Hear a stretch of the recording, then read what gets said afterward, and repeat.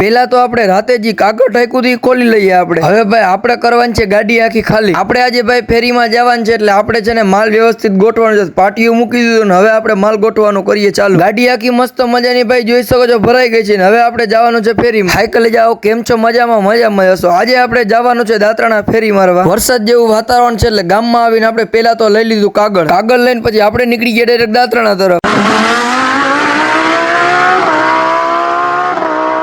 આપણે આવી ગયા આપણા ભાઈબંધની હોટલે ટી પોઈન્ટે ચા પાણી પીવા. ચા પાણી પીને પછી આપણે નીકળી ગયા ડાયરેક્ટ દાત્રાના તરફ.